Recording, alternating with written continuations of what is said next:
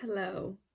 I know it's been a while since I posted a video, but I am back again. And I want to try make more videos more regularly. I know I keep saying this all the time, but I will say it again. This video is a reading vlog. I don't know how long it's going to go on for, you know me.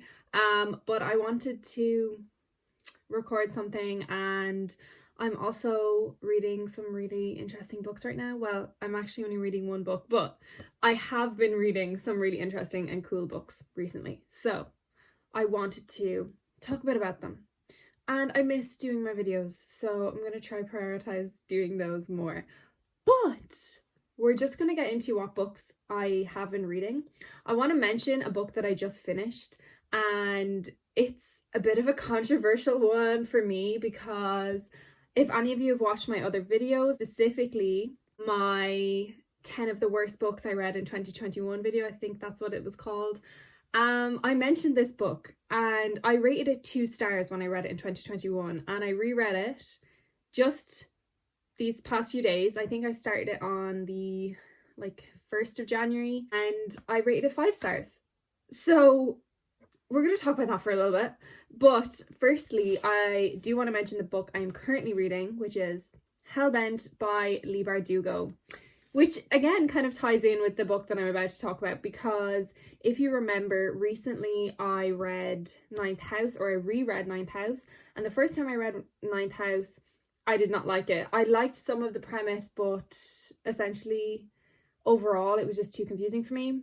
Well, not confusing. I honestly can't remember my original thoughts and the reasons why I didn't really like it, but I just know that one of the main things was that there was a lot going on and I had kind of no clue what was happening. And the second time I read it, I obviously had that background information from the first time, so it was much more understandable. I don't know what word I was looking for, but it was much better the second time around, and I loved it because I did love elements of it the first time I read it. Anyways, I actually yesterday, when I was looking for a different book, saw that there was this edition of Hellbent. Originally, I'm sure I'm not the only one to think this, but recently publishing houses have just been publishing books, paperback books, in a huge format and in a really weird format. They're not even floppy, they're just this but huge, and then they're €16 instead of €10-11, and I'm like, please, can't be doing that. And also, the reason why I didn't buy Hellbent when it first came out was because it was like that. It had one of those huge paperbacks, and my Ninth House is this size, so I was not about to get the sequel and have it look ridiculous sat beside it. And also, I don't like the new formats. I like the fact that there's space in the margins for more annotations, but at the same time, it's if you're going to make a book that big, make it floppy. And if it's not floppy, I don't want it. Do you know? Also, the prices, no thank you. Anyways, I saw this yesterday in a normal type of paperback, and I was like, steal, you're coming home with me. So I was really excited to jump into this, and I'd heard great things about it, and then more recently I've heard not so great things about it. So we'll see. I'm currently on chapter 6, which is page 54. And as you can see, I'm annotating it. I am enjoying it. I can't say so far whether I love it or I don't, but I am enjoying it. I honestly don't have much to say about it, really. Not much has happened, kind of just falling back into the world. I do love the dark academia setting of this. I love Alex as our main character. And I just have found recently that I love the more horror and haunting type elements in a lot of dark academia books I've been reading recently. So I am enjoying that element of this book, and it's something I did enjoy in Ninth House. It is kind of freaky and spooky, and can't really read it late at night because I will get nightmares, but still very much enjoying it. Anyways, I've spoken about this for a bit too long, but I don't have many thoughts on it yet. But I will say that if by the end of this it will still have the same kind of conclusion as the first book, I will be very mad. I don't know how to phrase that in a way that doesn't sound ridiculous. If you haven't read this book, that probably sounds so dumb. That's such a dumb statement, but it concerns a specific character, and if you've read these books, you will know who I'm talking about. And I will just not be happy if there is no resolution to that situation, because by the looks of it at the minute, I know I'm 50 pages in, but it's giving those vibes and I'm not happy. Anyway, that's enough about that.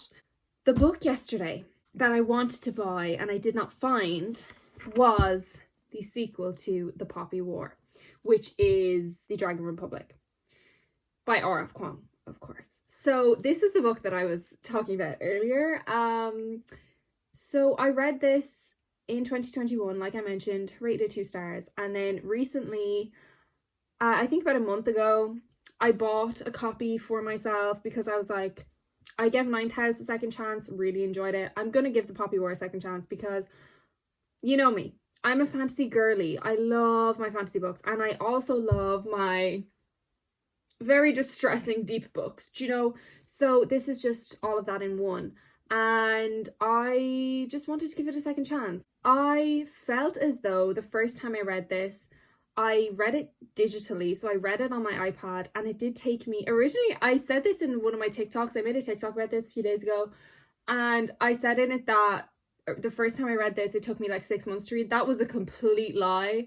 It just felt like 6 months, but I didn't actually realize, but I went and checked when I had finished this a few days ago, and I was marking it on my Goodreads. I looked at the last time I read it, and it literally took me 2 months, not 6 months, but still 2 months is a very long time for me to be reading one book.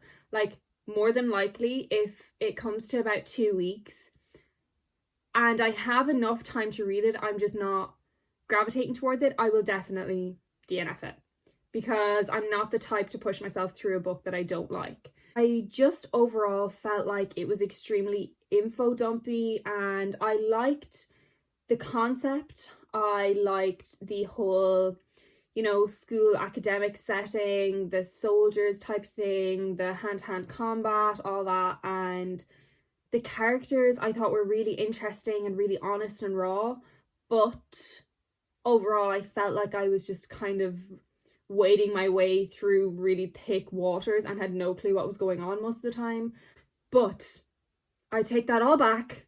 Stephanie in 2021 was just being delusional, and also clearly was not in the right headspace to be reading this book. But also I think the fact that I read it digitally and not physically really impacted my view of it and my reading experience as a whole, because I love this book so much. I rated it 5 stars. I was originally going to rate it 4.75, but then I was like, no, I'll rate it 5 because I do really love it. The second time around was just a whole entire different experience. Like, I honestly sped through this. It did take me a little longer than a usual fantasy book that's about 600 pages would if I really like it, because I was really enjoying it and reading it at every opportunity that I had. But because it has such detailed and in-depth kind of world building and just Chinese history and just all of the lore that goes with it, it's so integral to the story that every single piece of information that you're given is important and you need to take it in. So with that in mind, I did kind of slow down while I was reading it as well, you know, reflecting on the first time I read it when I was kind of just wading through it. The things I loved about this book. Again, characters, so obsessed, even more obsessed this time around that I was paying more attention to them. The kind of academic setting was so good. Just the fact that the whole test as well, and Rin is just like class. Like, I just love her. She's just so cool. I could talk about her all day. This time around, because I was paying more attention to it, I think, and because I have read more books, and I think my reading taste has changed and evolved since I read this for the first time. Especially, it was 2021, it is now 2024. Oh, I meant to say Happy New Year. Happy New Year. Like literally 10 minutes into the video. Anyway, so now that I'm older, and I have read more books, my palette has changed, and I found that I really do enjoy a lot of the world building and history and lore that is connected to a lot of fantasy books. So in this one in particular, I was really interested in all that kind of stuff, and I found it incredible. then as well, kind of adding on to that, the whole concept of the gods and shamanism, I hope I'm saying that word right, as a concept for a fantasy book, I thought was just so unique and just incredible. I know it's probably been used in a lot of other books before, and I have read similar things with gods and stuff like that, but I feel like I haven't read a fantasy book that really encompasses a fantasy world as well as a more realistic world and ties them together in a great way and a seamless way with these gods and shamans, and makes it feel real, but you can still feel like it's fantasy, if that makes sense. I feel like that sentence made no sense and I'm just like chan shit, but you know, that's essentially what I do in all my videos. Anyway, just Rin's character as a whole, I think it's just really refreshing to read about a main female character who is clearly very flawed, but also has a lot of incredible attributes, and how those meld into one, and how realistic it is as a portrayal of an actual human being. Because a lot of the books we read about, or I read, the main characters are these on the surface normal people, and then they get their calling, or they figure out they have powers, or they have this larger purpose, and all of a sudden it's like all their faults are gone because they're this really powerful person. Whereas in this, it's like Rin clearly wants power and she will do anything to get it, and she will cause destruction, not for the greater good, but for what she believes is the greater good. And she is quite unapologetic in her beliefs and what she does. And I just think it's very refreshing to see, and I love her character, and I love the other characters quite a bit. And yeah, it was just a magnificent piece of work. Like, another thing I loved about this book, I know I've been speaking about it for so long, but another thing I loved about this book was R.F. Kuang's writing. Her writing is just stunning. I don't think I've mentioned it on my channel yet, but I recently read Babel by R.F. Kuang. I also have a copy of it. I really should have brought it over with me because it's a really nice, the new kind of edition that's grey, the same colour, like the same kind of grey as Hellbent, which also love that this colour is becoming a new thing. Like, it's beautiful on books, I think. But I got that edition because I originally had gotten a library copy. I read it and I just fell in love with it. I took a while as well, the same as The Poppy War, to read that book and to kind of digest it. And it was just incredible. Like, it's not like any book I've read before, and usually I'm very much the type of person who adores fantasy books and adores like that kind of genre, but I do need a little bit of substance with the characters in terms of like romance. To be honest, like, I'm not ashamed to admit I need a little bit of romance to keep me going. I will love a fantasy world, but if the romance isn't good, or if it's just like not giving me what I want, I won't like it. And I don't mean it in the terms of I can only read fantasy books if it has this huge romance. That's not what I'm saying. I love fantasy books that are fantasy books with a dash of romance, rather than a kind of romance book in a fantasy setting, if that makes sense. I know there's specific names for it, like romantasy, I think, is the latter option that I just described, and then fantasy romance is the other one. But I don't know, that even kind of sounds wrong to me, so I don't know. But they're the kind of fantasy books that I prefer the most. What I was trying to say there is that Babel is very different to any other books I've read. It's kind of, I don't know what genre it is, but to me it felt like kind of fantasy, like realism in a way, because there was magical elements, but it was in like a urban setting, like it was like a realistic reality setting. I don't know, like words are failing me right now, but you know what I'm trying to say. For me especially, I just love languages, and I have an absolute fascination with languages, and I love learning them. I love speaking different languages. I love finding out why we speak different languages, why languages differ, and stuff like that. So that element of the book, which is essentially the entire premise of the entire book, was just incredible to me, and which is why I love it so much. And also just, there was just so much in the book. Like, you know, when you find a book where it's escapism, but it also is a lesson, and it has so many metaphors and examples of the real world and the tragedies and the triumphs of the real world. And Babel for me was that. There was so many incredible moments of reflection for me, and I just thought it was just superb. I don't know how that came to be a rant about how much I love Babel, but I also love the Poppy War. So anyways, my point originally from when I was talking about the Poppy War was that yesterday went into the bookshop, had a voucher to spend, Love and Life, and I was like, right, I'm gonna go in there and I'm gonna get the Dragon Republic. But if they don't have that, what I'll get is Jade City by Fonda Lee, which is another series I've been wanting to read for a while, and then maybe something else if I see it. I did see Hellbent straight away, so I was like, you're coming home with me, absolutely, when I saw it in this edition, so I got that. And then I was looking and I saw The Burning God, which is the third book in the Poppy War trilogy. And I was like, okay, she's here. So I went up and I asked for the Dragon Republic if they had it, and they did not.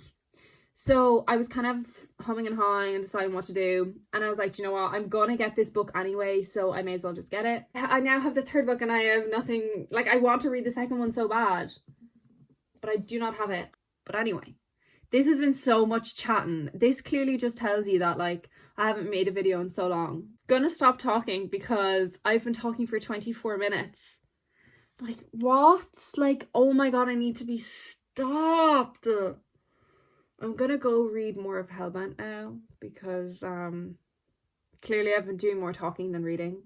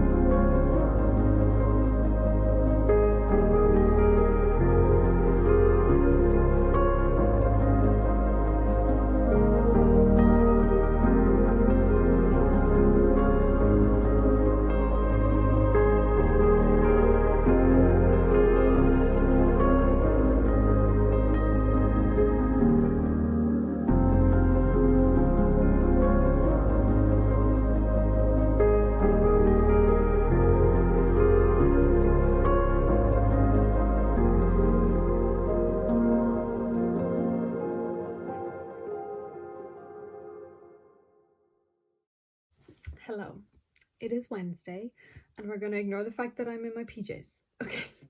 I wanted to give an update on Hellbent. I also realised that I didn't give any sort of synopsis on Ninth House or Hellbent at the start of this video, so we're going to do a little bit of that. So if you haven't read either of these books, Ninth House is a dark academia kind of book which follows our main character Alex Stern, who has this unique ability to be able to see ghosts. I don't think that's a spoiler because it's like pretty much said at the start, but this unique ability, after a tragic kind of thing happens to her, it gives her a free pass into Yale. So in Yale, in this book, there's a lot of secret societies, and they're kind of occult societies. So they play around with like dark magic and just magic in general.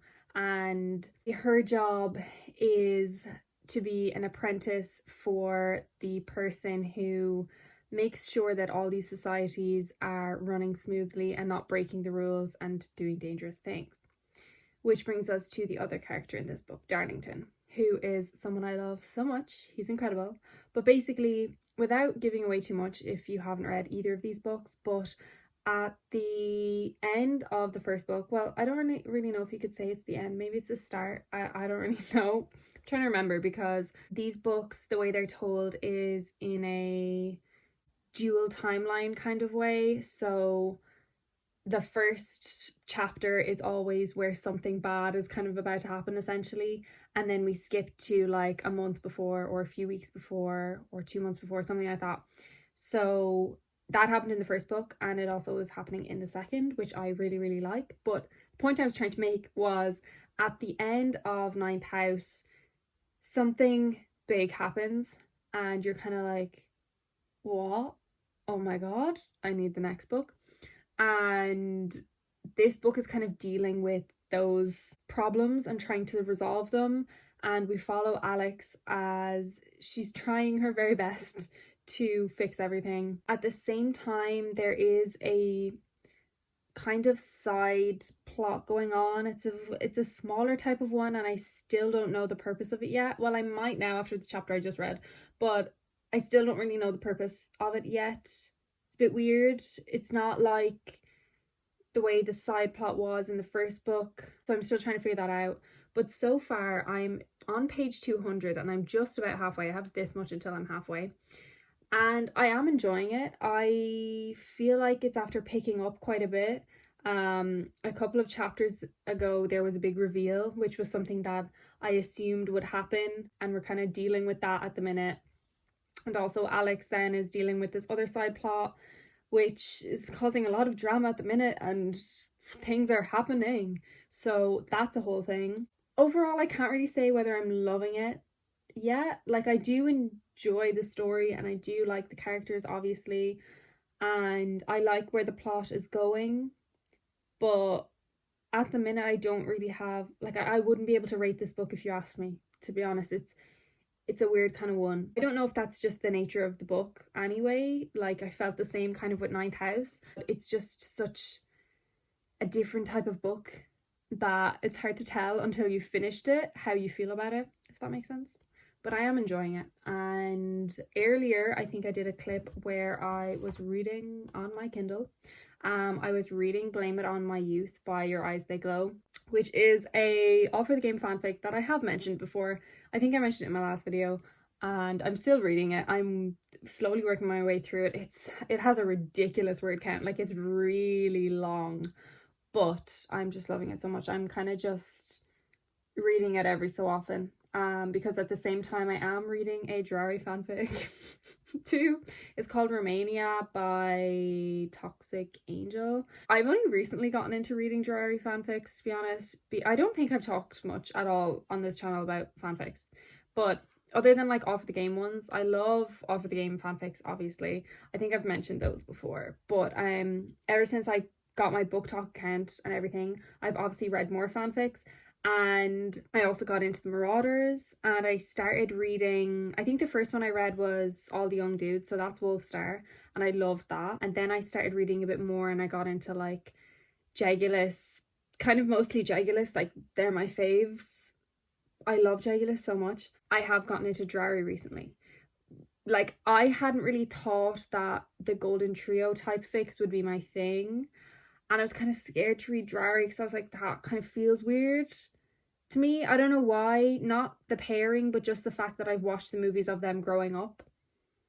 that makes sense. Not me growing up, but like them growing up. I don't know how to explain it, but it just kind of felt odd for me. But then I read a few dry fanfics and I was sold. It's essentially just like Jaggedless, but like different font. And I just love. I love them. And in this one in particular, oh actually no, that's Blaming on My Youth. But in Romania, Harry is a like dragon tamer in Romania, and basically Draco's a healer. I love the fics where Draco's a healer. Like, oh, that's just what he was meant to do. Draco goes to Romania because they need a healer for all the dragon tamers, and that's where the story unfolds. There's also a lot of other stuff in it that I won't mention, but it was interesting to read about. But it's great. I'm having a great time. It's really fun. But Blaming on My Youth is just, I think it's just one of my favorite off the game fics. I think I have like I have actual folders on this of my favorite fics, and I just keep adding to the off the game ones. It's a bit ridiculous, but this one in particular I just love so much. I'd love to bind it myself, but then that's just gonna, like, I have binded a book before, a fanfic before, All the Young Dudes, but it's for my friend, so I didn't get to keep it. But it was a fun process. It was just a long process, and I know once I do one, I'm gonna want to do like every single fanfic I love. So, and there's quite a few of them, so that will be a problem. But yeah, at the minute I think I'm like 30, no I'm not, I'm like 56% of the way through. I will be reading more tomorrow, but I don't know when I'll get to update this vlog. It'll probably be later on when I'm home, and this vlog will probably end on Friday because I am working Saturday and Sunday, and then I'm back to college on Monday. So yeah, I'll talk to you all tomorrow at some point.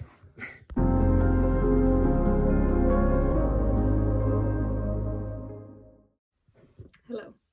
It is, I think, 2 days later now. It's Friday. So yesterday I didn't get to update because I was in town with my friend and I was busy. And I did read last night, but I didn't want to give an update because I didn't read that much. But I have gotten up to part 2 in Ninth House, so I wanted to give an update. And I only have, as you can see, the tiniest bit left. I'm on page 367, I think.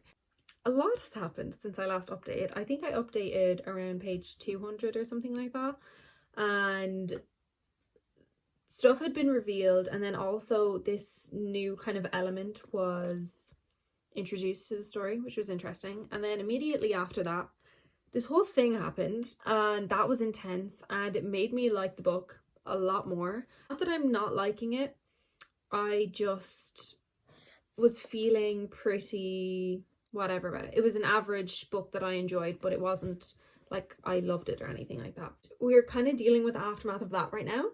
A few new things have happened too, and it's after bringing up the stakes a lot, so that's exciting. So I'm very interested to see how this will end, because I think this last chapter that I just read before part 2 starts had a bit of a reveal at the end, but again, it was something that I think was quite obvious that I assumed would happen. So like the original reveal at the start of this, which revealed something from the end of the first book, I had assumed that would happen just based on the situation surrounding how it ended. And now something else to do with that situation has been revealed. And again, I just kind of assumed that was happening. It was pretty obvious, but the way it was written, it seemed like it was like a reveal thing to our main character anyways. To Alex, it was a reveal. But at the same time, I feel like it was something that Alex had thought about and that she just didn't want to admit to herself, kind of thing. But like, she knew it was happening. So, don't know how I feel about that. I will be annoyed if that was supposed to be like the big plot twist. Where we are right now, I'm assuming there's going to be more plot development and a lot of twists and turns happening because I'm in the last tiny bit of the book. But the way it's going, I don't know if that will happen. At the minute, this is like a 3.5 star. I love the characters, I love the world, I love all of the things they're doing, but I think it might have second book syndrome. So yeah, at the minute it's feeling like a 3.5. unfortunately. Not unfortunately, it's a decent book, it's a good book. I just think maybe I'd overhyped it a bit too much. I was also reading more of both Blame It On My Youth and Romania. I'm not going to finish either in this vlog, to be honest, because I'm 50-something% of the way through Blame It On My Youth, and like I mentioned already in this vlog, that is going to be a long time of me reading it, and that's the way I like it. I don't want to finish it straight away. It's like something that I'm tipping away at. And Romania, I am enjoying it. It has developed a bit. It kind of changed a bit, and Harry and Draco had like a bit of a falling out, and then I was like, what's going on? Like, I'm here to read Drarry. Not that there wasn't anything wrong with it, but it's just not what I thought. And then everything was sorted, so I was like, okay, it's fine. So I'll keep reading, because I was going to just stop reading it. Because I don't read my fanfics to see some sort of relationship development. Well, like I do, but not some big relationship arc. Do you know, I want to read them fall in love and stay in love. No sort of like third act breakup. Do you know? I'm working tomorrow and on Sunday, so I don't think I'll finish. I definitely won't finish Ninth House tonight. I'm not planning, or not Ninth House, Hellbent tonight. I'm not planning on it, but I will be reading it when I'm in work tomorrow. That's all my updates for right now.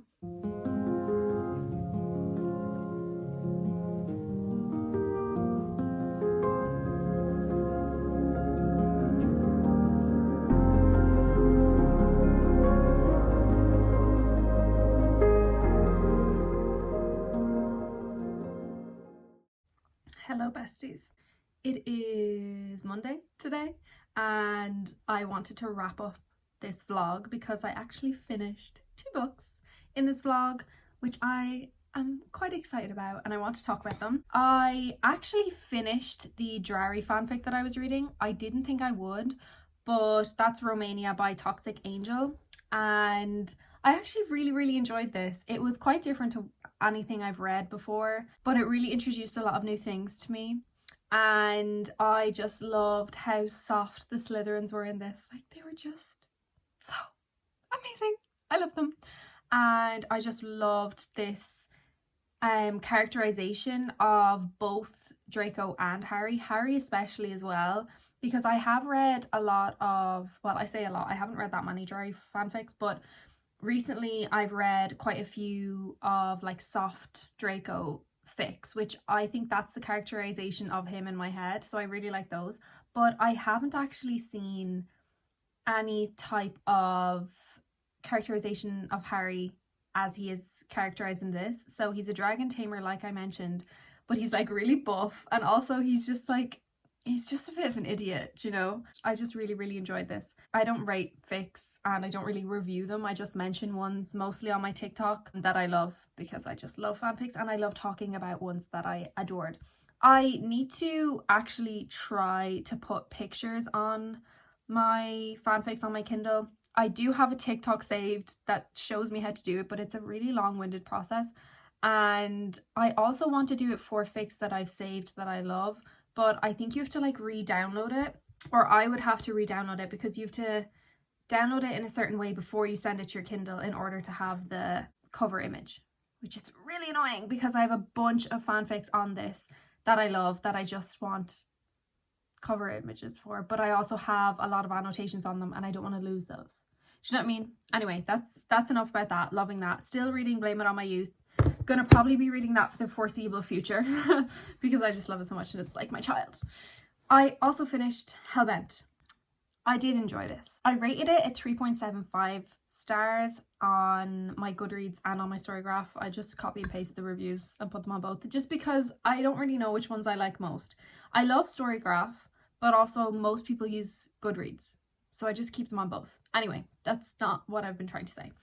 I think this one in particular, I overhyped a lot in my head, and because of that, it kind of fell flat for me. It didn't really fall flat. I did really enjoy it. Like I said, I almost gave it a 4 stars. The ending really brought it up for me, and I just adore Alex, and I adore the entire world of Leith and of Ninth House, and just the characters are just chef's kiss. I just love the characters. But overall, I expected the plot twists. I wasn't surprised with them. I don't really know how I feel about this, to be honest. I did really enjoy it, but I didn't love it, and I feel like it gave me a lot of what I wanted, but it also could have given me a lot more. Does that make sense? I don't really know how to talk about it correctly, but I did enjoy it, and I am excited for the next book. I think it's going to be a trilogy. I'm not sure. I feel like it probably should be. Well, actually, I don't know. I feel like there's a lot of realms in Ninth House and in Leith that you could explore, but maybe not through the same characters, because I think they're kind of nearing their end at the minute. Not nearing their end, but nearing their storytelling end. That makes sense. They've gone through a lot, so I don't think you can do much more to them. That's all I have for the minute. I really enjoyed making this vlog, so I will be making more soon, hopefully, but college is starting back, so who knows. Thank you for watching if you've watched this far, and subscribe to my channel if you would like, and I'll see you all in my next video.